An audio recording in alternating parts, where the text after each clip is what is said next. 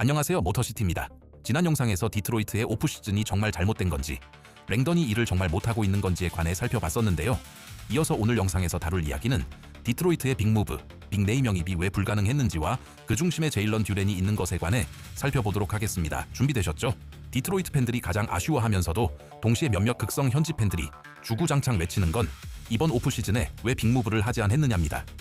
이번에 디트로이트 행 루머로 거론된 선수들이 근 몇 년 중 가장 네임밸류 높은 선수들이 아닌가 생각이 드는데, 결과적으로 해당 선수들이 한 명도 디트로이트로 오지 않게 되면서 본의 아니게 디트로이트가 그저 관심왕 혹은 랭던이 마치 무능력한 사람으로 비춰졌는데 정말 그럴까요?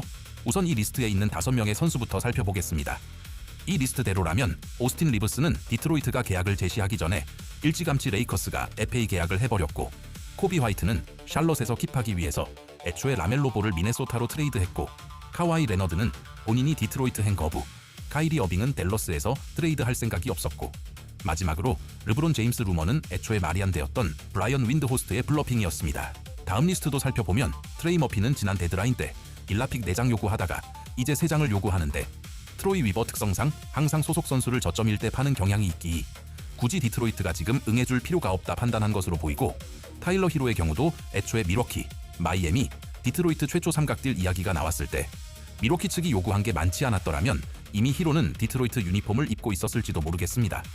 디트로이트는 최초로 이 트레이드가 논의됐을 때 셀러리 필러를 받아주는 그림이었는데 1라픽을 내놓으라 하니 발을 뺀 것으로 정황상 추측이 되고 있고, 케빈 듀렌트의 경우도 내년에 38살이 되는 선수의 반대급부로 다수의 1라픽을 내주기에는 리스크가 있는 무브라고 판단한 것으로 보여집니다.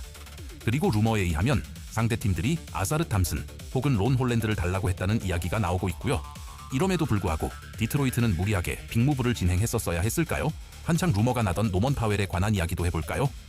한때 던컨 로빈슨과 사인앤트레이드 루머도 나오고 FA 시장에서 디트로이트의 타겟으로 언급되던 그였지만, 지난 정규 시즌 온오프레이팅을 정리한 위 그래프를 살펴보면 던컨 로빈슨과 비교했을 때 공격에서 차이가 남을 볼 수 있습니다.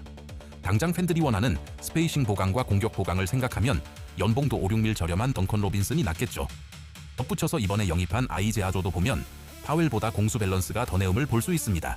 나이도 6살 어리고 수비도 더 잘하고 연봉도 무려 11밀리언가량 저렴하고 팬들이 원하는 잠재적인 빅무브를 위한 셀러리 유동성도 갖출 수 있기에 어쩌면 데드라인 때 다시 한번 빅무브를 위한 총알장전을 한 셈으로 볼 수도 있겠습니다.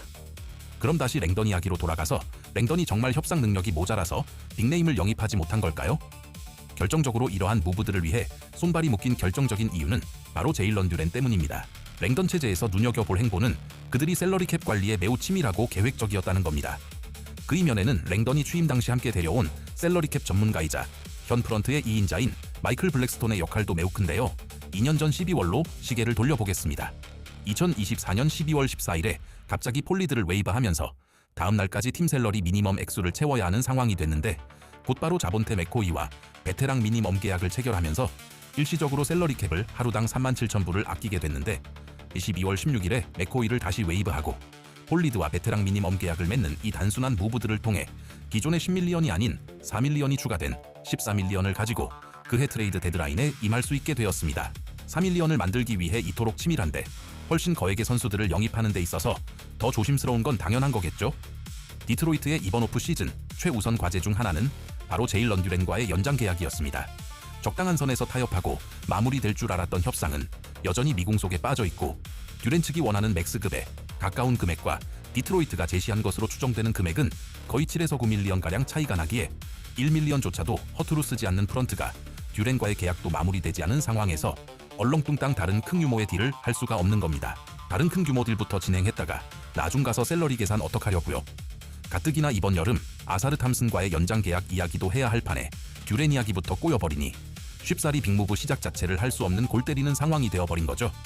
고로 현 상황을 탓하려면 랭던이 아니라 듀렌을 향해야 맞는 것이, 개인의 이득을 취하기 위해 팀의 보강을 더디게 만들었으니 웬바냐마가 슈퍼맥스가 아닌 그냥 맥스 계약을 체결한 최근 행보와 더더욱 비교되는 상황일 수밖에 없게 됐습니다. 특히 요즘 팀들이 에이프런으로 인해 선수 덜어내려고 골치 아파하는 상황을 보면 미래를 생각했을 때 7에서 9밀리언의 차이는 생각보다 클 것이기에 듀렌이 요구하는 금액에 맞추기에는 팀 사정상 할 수가 없는 것이고요. 사실 디트로이트의 지난 여름 FA 시장 보강이 올 시즌 보강보다 별로였다고 생각이 듭니다. 그럼에도 불구하고 지난 시즌 디트로이트는 60승을 달성했는데 까놓고 얘기해서 모든 NBA 팬 통틀어서 디트로이트가 60승 거두고 동부 1시드 자리를 차지할 거라고 예상한 사람이 과연 몇이나 될까요? 다른 동부팀들이 보강하면서 상대적으로 디트로이트가 마치 아무것도 안 하고 있는 것처럼 보이게 된 건데 결국 시즌이 시작하고 뚜껑이 열려봐야 알 수 있다는 겁니다. 그리고 디트로이트 프랜차이즈 역사상 이름값 있는 선수 영입해서 재미 본 케이스는 지난 25년 통틀어서 라쉬드 월러스 제외하고 단 한 명도 없었습니다. 지금은 랭던을 욕할 때가 아니라 믿고 기다려야 할 때고 그를 두고 일 못한다고 하는 건 더더욱 말도 안 되는 것이 디트로이트의 지난 행적을 제대로 따라왔다면 그리고 위버 체제 때부터 이 구단의 상황을 유심히 지켜봤다면 나올 수도 없는 이야기입니다. 20년 만에 60승 달성해 18년 만에 플레이오프 2라운드 진출을 이끌며 디트로이트의 농구붐을 다시 가져온 장본인인데 그를 믿고 응원할 때라고 생각합니다. 더 많은 글과 자세한 내용은 댓글에 블로그 글을 참고해 주시고요. 농구는 디트로이트.